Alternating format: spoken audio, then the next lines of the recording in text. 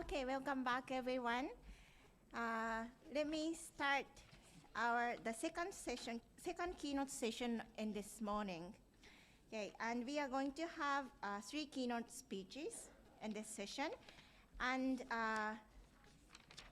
our first keynote speaker in this session is Kristen Lee.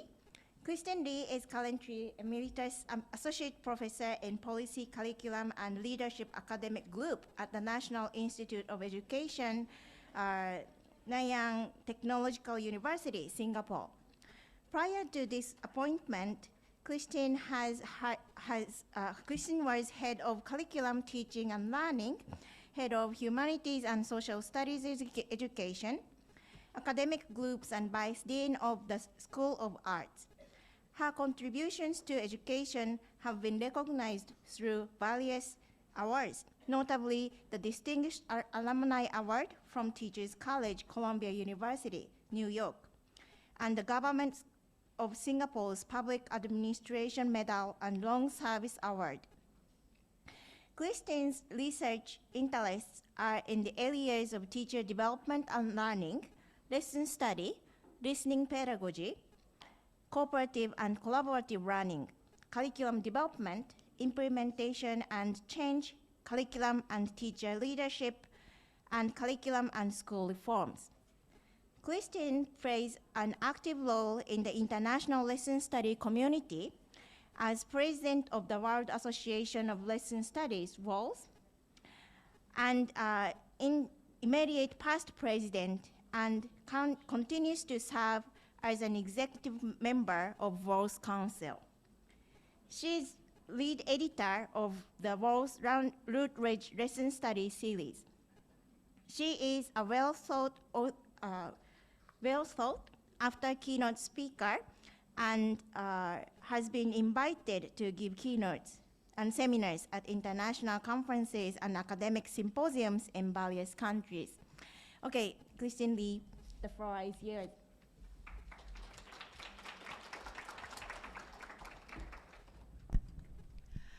Ohayou gozaimasu.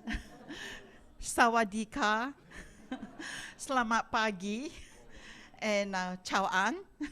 Okay, and I know that it's wonderful that Professor Sato has developed a global school Islamic community network, and I think it's wonderful that we meet regularly every year. And I thank Professor Sato for being the architect and his energy, that he has to do this work, not just in Japan, but in many other countries.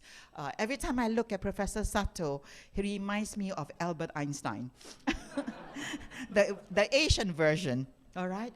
And I've been following him for many, many years and trying to unpack his ideas into practice because his philosophy, vision, and ideas was so deep and fundamental to education and school reform, and that's where my heart is. And so I've been listening to him and following him for many, many years. And particularly, I have been interested in listening pedagogy in recent years. And the last few meetings, I spoke about listening pedagogy. But many years ago, I introduced cooperative learning in Singapore. I'm the early one to do it in the 1980s.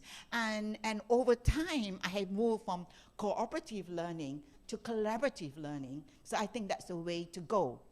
And in Singapore, in cooperative learning, we follow the Kagan structural approach. And I wrote a paper called The Kaganization of Singapore Classroom many, many years ago. And it's disturbing for me. And so his ideas have really got me to learn so much from not just him, from all of you, but also from my own lifelong learning. So my topic is on collaborative learning and listening pedagogy, because I think they have to go together, as Professor Sato mentioned in his keynote. And to me, they're like two peas in the same pot that to be there together. And this is what I'm going to talk about. I really think that we really need to transform schools and classrooms. While many countries are doing very well on the PISA test, and yet when you go to these countries and observe the classroom, it is still 19th century classroom arrangement where it's very presentational and didactic. And that is one of the hardest things to change. And my life's work is to try to change where it really matters at the classroom. Unless we change what goes on in the classroom, nothing will change. No matter how many policy papers we write, no matter how many intentions and vision statements we write, the change must happen in the classroom. And I think with the work of Professor Sato and the promise of SLC, I think that is the way to go. And so in my second part of the presentation, I will talk about how collaborative learning can promote listening and inquiry. And I'll discuss what I call the missing link between these two peas in the pot. And I will use an example from the Singapore classroom. Professor Sato asked me to bring Singapore classroom to you, and I worked with the teachers on this one, which I really found very interesting, and how collaborative inquiry was done in a science classroom. So if you look at the world today, in the latest UNESCO report, there's really a need to transform education in the schools. Education confronts what they say, a dramatic triple crisis. A crisis of equity and inclusion, because millions are out of school, and most so in the war-torn countries. A crisis of quality, because many in our schools are not even learning the basics. Many children are leaving schools without basic literacy and numeracy. And I think a crisis of relevance, because many educational systems are not giving our children and the new generation the values, knowledge, skills they need to thrive in today's complex world. And the world today is really complex and uncertain. So I think it's time for us to always go back as teachers and researchers and scholars and educators to again to understand what is education. What do we expect of education? And I think education must be understood as a holistic learning process. It's not just a product and the grade and the answers to your questions, but the learning process in a very holistic way. And in that process, we learn how to learn throughout our lives. We learn how to do and how to work in this rapidly changing world. And more importantly, we learn how to live together as human beings with respect for each other and for nature in the global crisis of climate change. And what's important as I move into senior citizenship and active aging, we learn how to be as human beings and to live and enjoy a full and meaningful life. And that's very important in our journey, in our fundamental questions about ourselves. And I think by doing and looking at this as what's education, we need to look both the content and the methods of education. And we saw in Pete's presentation how he integrates the method, the content, the subject of the curriculum in history, on the other hand, the process and the pedagogy to bring about certain 21st century schools. And so schools must be transformed. I am taken by what we saw in the schools yesterday and what Professor Sato shared about a school that went from the bottom to above average, I think, within 2 years. I thought reform would take 5 to 7 years, but the school was reformed in 2 years. It's a miracle, I think. Okay, so this is a feature that Professor Sato always talked about, and he talked about collaboration. This is from him, collaboration and listening, and in collaboration and listening, there will be dialogue, and from dialogue, you form a community. But I think very often when we have a dialogue, talk takes center stage. And we in a dialogue always want to persuade the other person to agree with us. But more important in dialogue is listening. Because when we listen well, that's the basis of successful dialogue. And the collaboration is dependent on dialogue and is unlikely without dialogue. But you can't have dialogue without collaboration. I think that's some tensions that we have to examine. I hope the young researchers would look at these tensions and provide evidence and cases to examine it more closely. So we saw this yesterday. I mean, it's wonderful when we walk to Fujimi Elementary School across all the levels. Thankfully, my legs are better this year, up the stairs. But, you know, in every classroom, as Professor Sato said, group work started from the beginning of the lesson, after a few minutes, you know. And we saw in the lower grades, pair work, and children talking with one another, and group work. And we look at their faces, they are happy. Because in many educational systems, we talk about not just holistic learning, but the joy of learning. I have 4 grandchildren. When I ask one of my grandchild, are you happy to go to school tomorrow? She says, no. I wish we have a longer holiday, you know? And she's in a good school, and she's doing very well in school, but still, schooling is not where she wants to be. What is education? Schooling is not the same as education. And I guess that's something that we have to deal with our children. And also in Namiyanagi Elementary School, it's wonderful to see, again, children working in groups, discussing and sharing ideas. And in the research lesson, we saw how children struggle with the challenging tasks. And I think it's in the struggling that we learn, perhaps in the failure that we learn, that we know what we do not know. And I think I wish I know Japanese to really analyze the talk that goes on within the groups. So I really think that schools as learning communities, what we are trying to do, what Professor Sato is trying to do, and I think at the end of it all is to have a caring, supportive, and safe school environment. And we could see that in the schools that we visited, and really to develop the social, emotional competencies. You may be a top student in the university and have a very good job, and you work 24/7 as a lawyer, but you lack the social and cultural capital as human beings. And UNESCO talk about happy school, and I was curious to look about what they mean by happy school. And this positions that in a school, and I hope there are school leaders who are listening in, that as school leaders, what's important that the learner and teacher happiness is a vehicle for better and wider learning experiences and outcomes, and the improvement of well-being. In many of the schools that we know, teachers are overburdened, struggling, come back frustrated, and are very tired by the end of the day. And you know, just to share with you, just a few months ago, one of my teachers that I work with, she just passed away suddenly at the age of 40 from heart aneurysm. Another teacher that I work with too, and in the schools in Singapore, she just had a major stroke and is now in hospital and back home after 3 months. So again, you know, teachers are really the well-being, you know, they work so hard for the children, but they forget about themselves. And school leaders who are here, not just caring relationship for the children, but caring also for the teachers and think of the happiness of these children.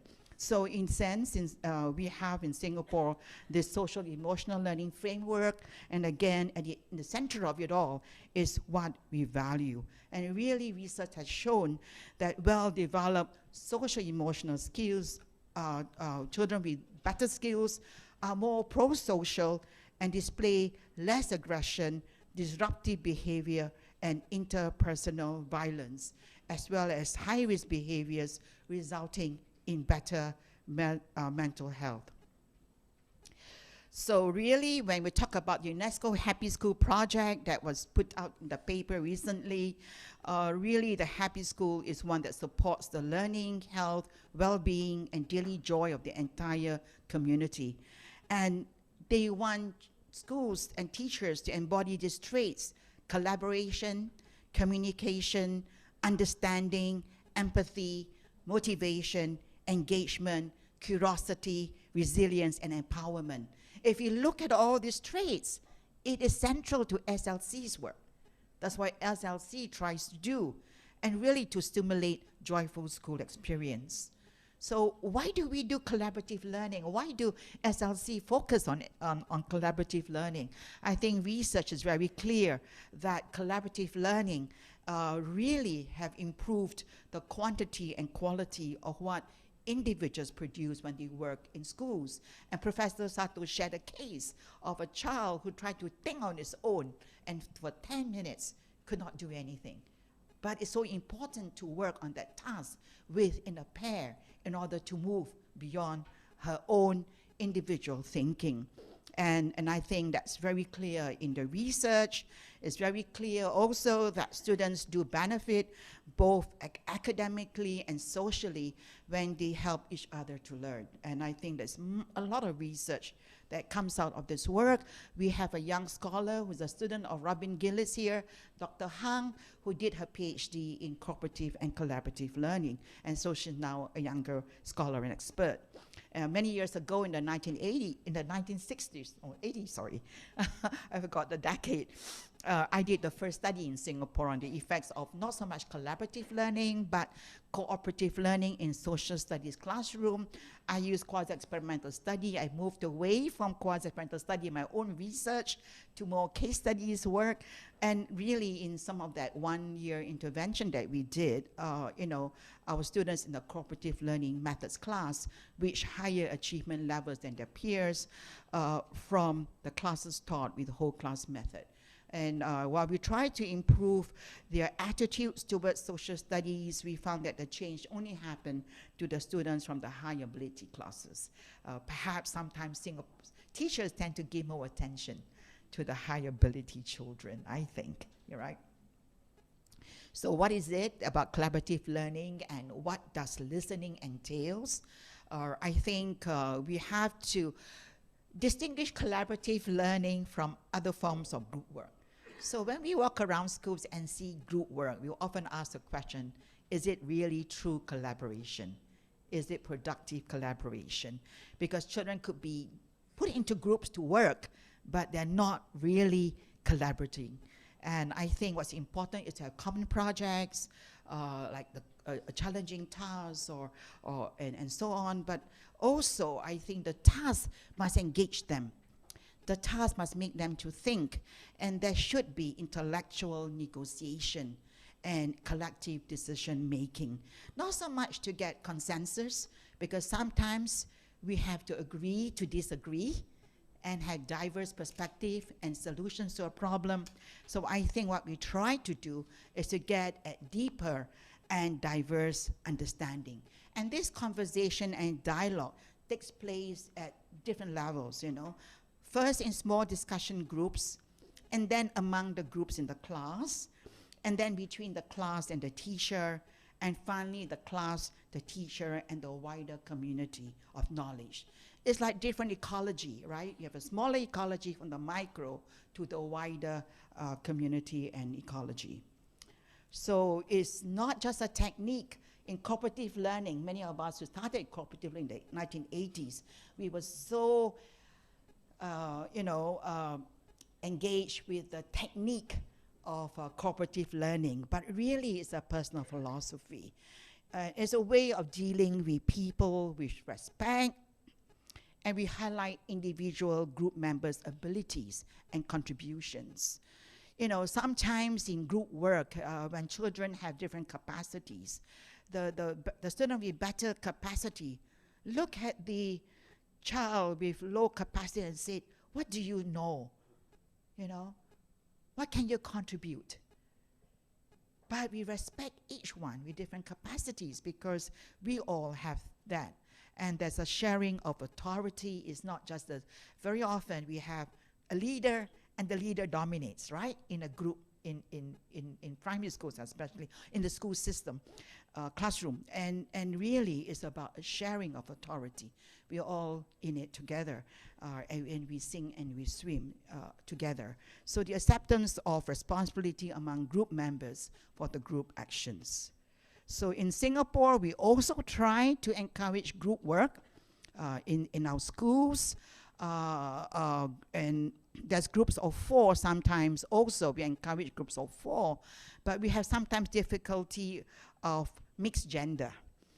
In the lower primary, children do not mind talking with another child of a different gender. But as they grow older, you know, when you give them a friendship group or preference group, they like to stick with the same gender. And in life, we have to communicate with people across different genders. So this is something that we struggle with, and sometimes because our class is 40, not 25, teachers say it's very difficult to do that most of the time. But actually, because the class is larger, the more we should do collaborative group work. Because we give the children the opportunity to work together, to tackle ideas and tasks, and to listen to one another. So people say, oh, it's easy in a small class, but no, the bigger the class. And I think in some countries, the classes are 60, 70, you know, but maybe you need more teachers, that's all, because then the teachers can go around the schools. And I think, I wasn't sure whether I would share this, but I know some of you are from the cooperative learning tradition, and we are trying to move them from cooperative learning to collaborative learning. And really it's less structured, it's more student-directed, you know, rather than teacher-directed. Now, this is the continuum because in many countries, teachers are still directing. Because if teachers design the tasks for the children, then it's teacher-directed, no matter how challenging the task. But in the work of student voice and agency, how do we involve children and students in curriculum making? So that even in the design of the curriculum and the design of the activities, children can have inputs into it. And this is something that I think we need to move into and work. And so in cooperative learning, the groups are heterogeneous, high ability, middle ability, and low ability, which is problematic for me, because a lot of research says that when you put high ability and low ability children together in some situations, then they just cannot communicate. Rather, you have high ability and middle ability, and low ability. And this is the research from Noreen Webb in mathematics classroom. So that the scaffolding that's done at the discussion level is not so high a jump for the children. And of course the task is closed, and in many of the design we try to do is really to have more open-ended tasks. And in mathematics, yes, you have one solution to a problem, but I'm sorry, there is only one answer, right? But there are many solutions to the problem. And what we want to get at, even in mathematics, is to get children to come out with different solutions to the problem. And I've been so taken aback by Bansho when those solutions are on the blackboard for the children to see how we can go to the same answer, but in different ways. Of course, some way is more elegant than other ways. But it's okay. For some people, they take a longer route. For some children, they take a faster route. And that's fine, because they will then learn the different ways of coming to the answer to the math question. So how can collaborative learning lead to dialogue and listening? I think, as I said, I think that in collaborative learning and listening, though it's very important to have both together, as there are two peas in the pod, I think that there is a missing link between speaking, talking, and listening. So our group members need to contribute to the group talk, and they need also to hear and learn from the contribution of others. So otherwise, they're talking in parallel ways. There is no meeting of minds in the discussion. And so sometimes we ask ourselves in our systems, do we privilege speaking over listening as a collaborative act? And will this imbalance lead to the core value of listening become invisible to students in learning contexts? And so as dialogue is dependent on careful listening, how can we scaffold students' listening? And this comes from the work of Remedios in 2008. And he came out with this framework, which I thought was very interesting, to try to seek a balance between speaking and listening. And he talked about in his framework about foreground listening.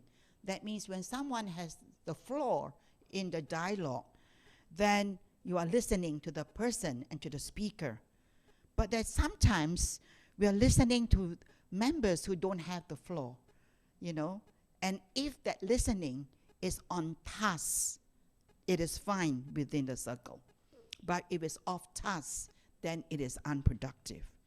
And then in the foreground, speaking by group members, you have the child who speaks, and then you also have background speaking. So 2 children may be speaking, the third and fourth may have his own conversation or cross, but don't have the floor in that group discussion.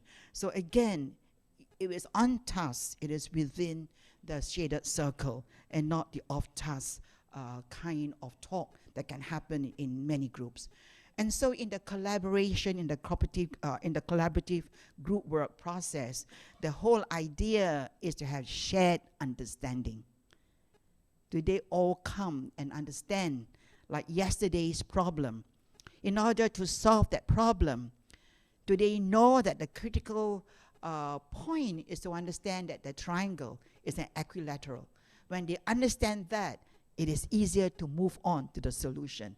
But they were stuck, because even when they knew it, but it's fine, they struggled with that to get to the solution. And it's to get deeper understanding. So that's something that we need to think about. Yesterday's group discussion, as I said, sometimes we have got people working in groups, and when we examine the talk and we look at the body language, you find that the group is not having the dialogue that we expect it to have. And so that can sometimes be problematic, because this is really something, an issue. So let me just quickly, because of time, share with you.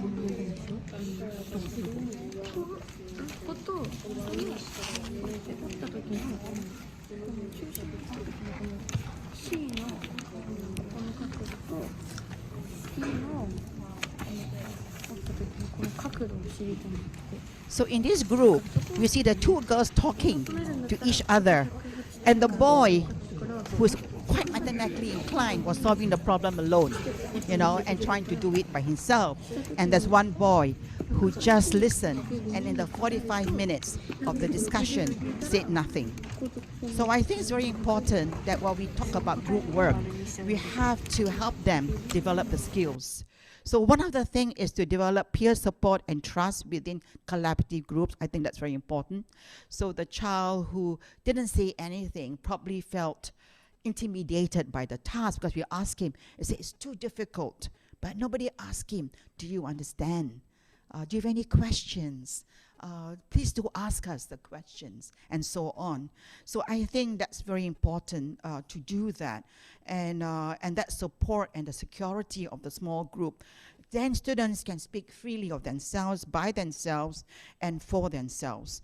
I was very impressed by this. We went to the school last year, and these are the posters on listening. Because of time, I would not go through all of it, but these are the skills that we must teach the children, particularly at the younger age, and even with older people, I think. Even adults, I think, don't listen, right? So these are some of the posters, you know, like, you know, what do you mean by this? I want to know more, and so on.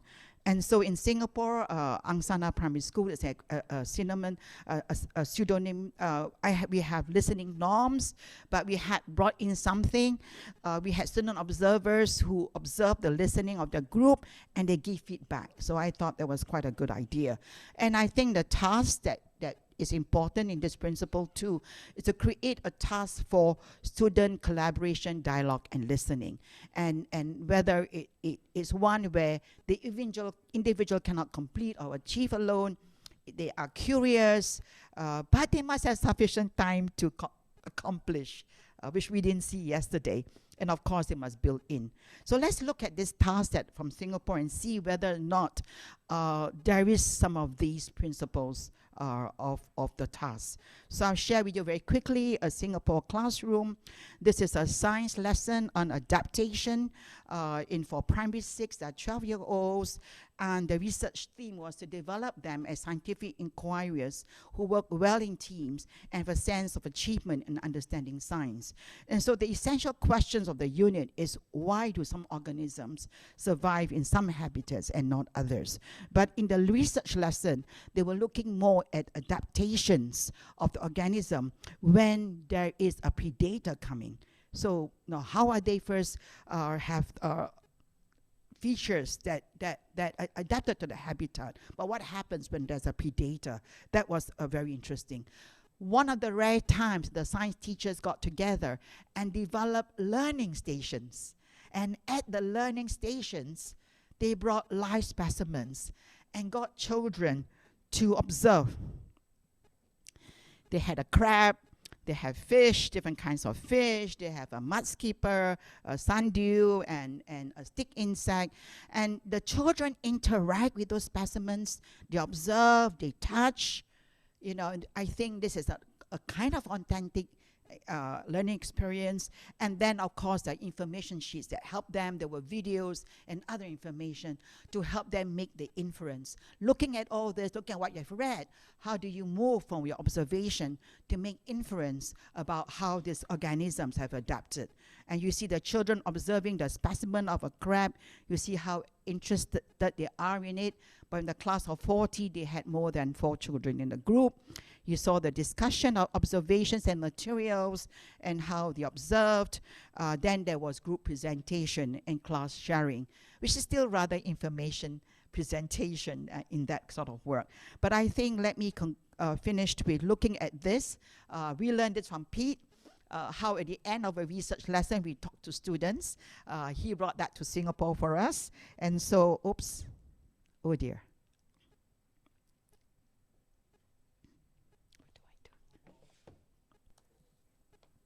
Bring it down.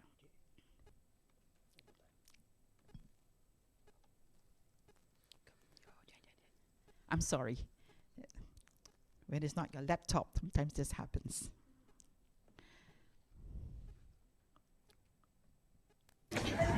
Please tell me what you think about today's lesson. I think the lesson was very informative and interesting. I really enjoyed it, and I learned a lot of things that I never knew before. Okay, what are some of the things that you never knew before? For example, I never knew a crab had back flippers, because most of the time I had this thought that crabs can't swim. But I just learned that it can swim, and it actually is a very good swimmer.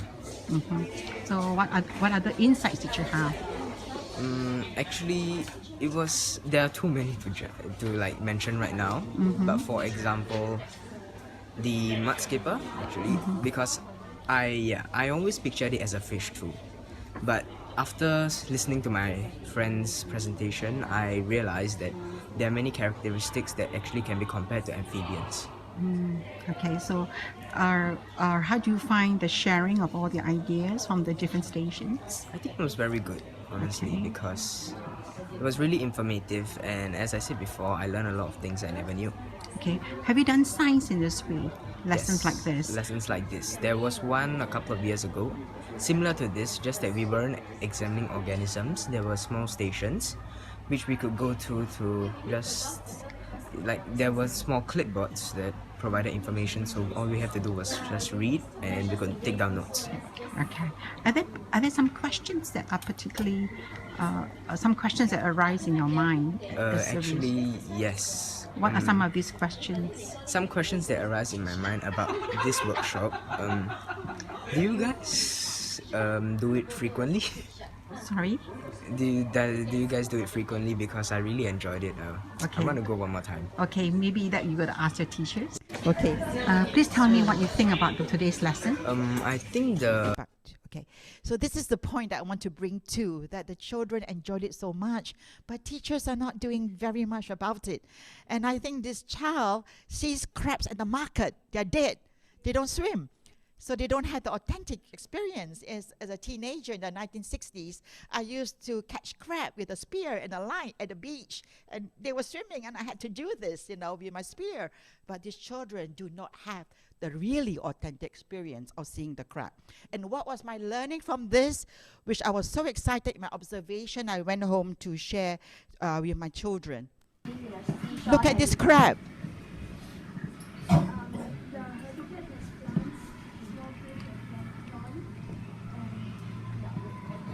See how he eats the apple. I've never seen it in my life. And when I saw this, I was so excited. I had to show it to my grandchildren. And they were eating the apple like a human being, So on this note, I think because of time, arigato gozaimasu. Thank you very much. Terima kasih. Sesheni. All right, thank you.